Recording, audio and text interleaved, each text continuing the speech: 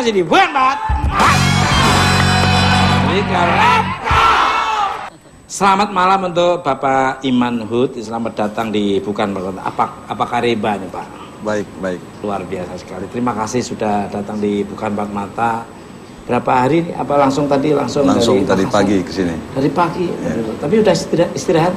Sudah istirahat. Alhamdulillah. Memang tim kami itu kalau menghubungi artis itu selalu servisnya tuh selalu menyenangkan. Amin. Apa kesukaan artis, apa kesukaan bintang tamu tuh udah dikasih. Semua dikasih.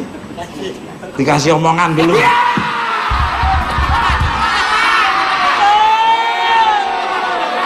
Lu maksud dikasih omongan, maunya bapak apa? Kan kadang-kadang kesukaan orang kan beda-beda. Iya. Kalau di Makassar kan biasanya pisang hijau, itu kolak pisang hijau ya. Ya. Nah ini kadang-kadang dikasih sama pohon-pohonnya. Supaya nggak ada miss kan, ditanya dulu. Aduh, dia masa sama pohonnya. Apalagi sukanya ya ikan kroak, cakalang fufu, ya, dabu-dabu. Kan. Kembali ke langsung aja nih Pak Iman. Kota Makassar beberapa bulan lalu ini kabarnya banyak bermunculan aksi premanisme yang sudah sering meresahkan warga. Wow. Is that true nih Pak? Monggo Pak. Ya, benar bahwa premanisme itu kan salah satu fenomena di kota-kota besar dimanapun. Mungkin karena beberapa hal faktor yang menyebabkan terjadinya premanisme. Khusus di kota Makassar sendiri, premanisme itu sudah bertahun-tahun. Bahkan menguasai beberapa tempat termasuk fasilitas umum, termasuk Pantai Losari. Kegiatan tersebut sangat meresahkan masyarakat. Sehingga pada saat kami menertibkan, mereka sempat melakukan perlawanan dan beberapa aparat kami itu dilakukan diserang dengan senjata seperti anak panah, kemudian dengan senjata tajam. Melihat situasi seperti itu, maka kami memberikan peringatan untuk melakukan razia. Rupanya mereka secara masif terstruktur melakukan perlawanan dan kami ya karena untuk kepentingan masyarakat kami juga ya, harus rela untuk kepentingan masyarakat untuk menertibkan secara tertib. Luar biasa. Ini Pak Iman ini udah dibekali ya, dari segi hukum, dari bela diri dengan macam-macam ya, surat peringatan. Pokoknya sudah tidak sembarangan Pak Iman itu akan menghilangkan premanisme di situ. Jadi dengan prosedur yang sudah sah dari pemerintah. Luar biasa sekali ini. Biasanya meresahkannya seperti apa Pak misalnya? Jadi sebagaimana kita ketahui bersama, kami ingin meluruskan sedikit bahwa stigma yang terbangun di masyarakat bahwa Satpol PP itu adalah musuh pedagang kaki lima, Satpol PP itu adalah musuh masyarakat marginal, itu sama sekali tidak benar. Dalam Undang-Undang Nomor 32 Tahun 2004 jelas bahwa Satpol PP itu hadir mewujudkan rasa aman tertib masyarakat bersama-sama dengan TNI Polri. Jauh sebelum TNI Polri ada, Satpol PP sudah ada. Itu pada tahun 1799 ketika pemerintahan Hindia Belanda berakhir, maka undang-undang tentang Destur Reglement itu membentuk yang namanya Satpol PP dengan istilah macam-macam pada saat itu. Orang mengatakan mantri polisi, polisi opas dan sebagainya.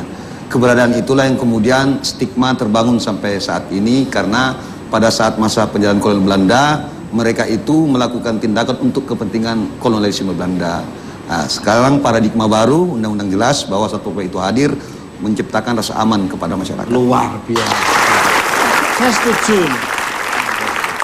Kabarnya para preman yang berkedok sebagai juru parkir, oh sekarang udah kedok ya, bukan kedok ya. Dari dulu. Sebagai juru parkir dan pedagang kaki lima di Pantai Losari melakukan perlawanan terhadap aparat yang akan melakukan penertiban, malah sampai jatuh korban. Gimana Pak? Monggo Pak. Jadi memang preman itu kan salah satu kegiatan yang sudah berlanjut lama. Dan mereka telah menikmati. Di antara mereka itu sudah bisa memiliki kendaraan gitu. Dalam satu malam bisa mendapatkan pendapatan sampai 2 juta dalam satu malam. Jadi ketika kami menertibkan, ya mereka merasa bahwa hidup dan kehidupan mereka itu terganggu. Kami menyadari bahwa negara ini dalam menghadapi persoalan banyak. Tapi jangan mengatasnamakan kemiskinan, kemudian Anda berbuat seenaknya kepada masyarakat yang lain. keteraturan itu suatu kebutuhan. Betul. Sesuatu yang tidak teratur makan, tidak teratur tidur tentu bisa sakit. Negara pun kalau tidak teratur maka negara akan kacau. Luar biasa. Ini sudah ibaratnya sudah lemhanas. Widih, Jadi lemhanas. ketahanan nasional, wawasan kebangsaan sudah luar biasa sekali. Demen sekali ini. Saya itu kalau pas di Losari sana jujur banyak kemajuan. Saya kan mesti beliau udah sering lihat saya syuting di Masjid Tugu Jalan-Jalan, ini informasi di Rotterdamnya, itu di Losari, di masjidnya itu sekarang udah bagus. Di sana ngapain, Mas? Ngapain di sana? Dagang juga aja dianut. Tapi saya nurut. Bang Tukul, jangan di sini Bang Tukul. Lu harus ngajari yang bener dong jualan, jangan di sini. Itu banyak gerobaknya bawa. Istrinya juga hadir, Mas, istrinya Mas Iman tuh. Subhanallah, cantiknya subhanallah. Oh, yang mana? Yang mana? Yang kumisan itu kan. Ya yang itu beliaunya itu yang mirip Saskia Diameka itu. Oh iya. Wong cowoknya aja gantengnya luar biasa sekali. Asik. Ini kan janggutnya itu kan banyak malaikat bergelantungan di situ. Kalau Mas Tukul, itu apa? Kondektur yang bergelantungan. Balik kalah. Kondektur. Sanksi apa sih yang dijatuhkan kepada para preman tersebut yang sudah meresahkan masyarakat? Apakah ada pembinaan buat para preman? Monggo. Jadi saya harus meluruskan sedikit bahwa ada perbedaan mendasar antara Satpol PP dan polisi. Jadi Satpol PP itu adalah bestor polisional. Jadi aturan-aturan pemerintah yang bersifat ke dalam, kemudian kalau polisi bersifat pidana umum.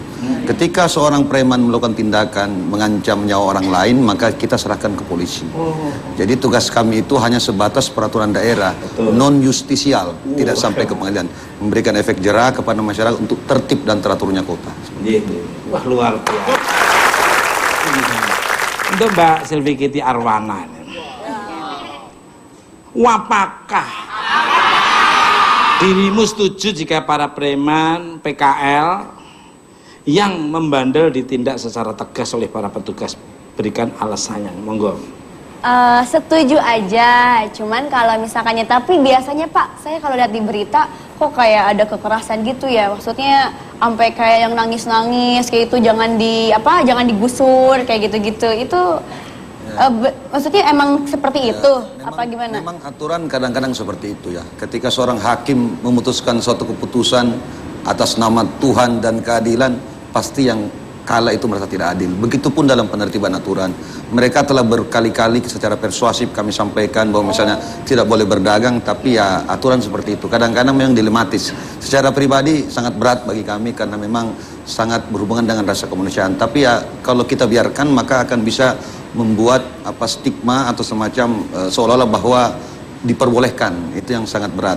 Dan kalau sudah banyak itu yang berat. Luar biasa. Pak Iman luar biasa. Kembali kalah. Untuk Pak Iman lagi. Ini namanya Pak Iman harus mengimani semuanya, memimpin.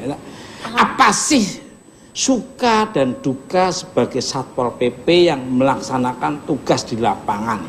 Pernah nggak sih sampai mengalami, maaf ya, mungkin ada yang kena lemparan atau luka-luka di fisik waktu menjalankan tugas? Monggo. Ya memang itu kan risiko sangat berat. Kami itu 24 jam menghadapi persoalan masyarakat. 24 jam ya? 24 jam. Kedua, kita tidak bisa memprediksi. Ketiga, kami juga nggak bisa sama dengan TNI Polri. Ada batasan, ada aturan ada aturan main, sebatas mana kita berbuat. Pada saat kami penertiban ya sempat juga sih kami sempat dibusur pakai anak panah, tapi kami kan dilengkapi alat body protector seperti itu. Ya, tapi alhamdulillah ya memang seperti itu. Kemudian ya selanjutnya bahwa memang kadang-kadang juga keluarga terutama istri dan anak-anak itu kan secara tidak langsung mereka itu tentu mereka tidak rela. Apalagi yang bersangkutan ini punya banyak teman, mereka memanggil preman-preman yang lain, bahkan sempat mengancam lewat SMS. Itu kan membuat keluarga yang diancam itu merasa tidak tenang. Tapi saya pikir ya saya sudah mengabdikan kepada bangsa dan negara bahwa memang kadang-kadang kita harus mengorbankan apapun untuk kepentingan warga dan masyarakat. Luar biasa. Kembali ke Pepi, sini mana-mana komplek. Di belakang aja dia, Mas. Takut Mas lagi.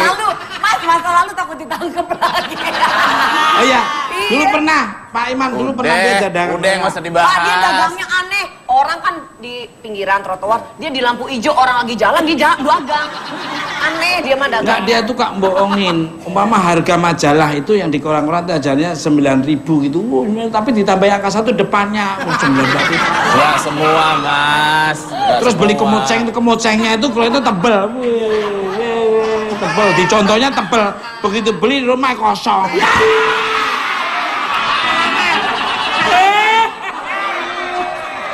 Nggak semua. Itu Pak Iman ini.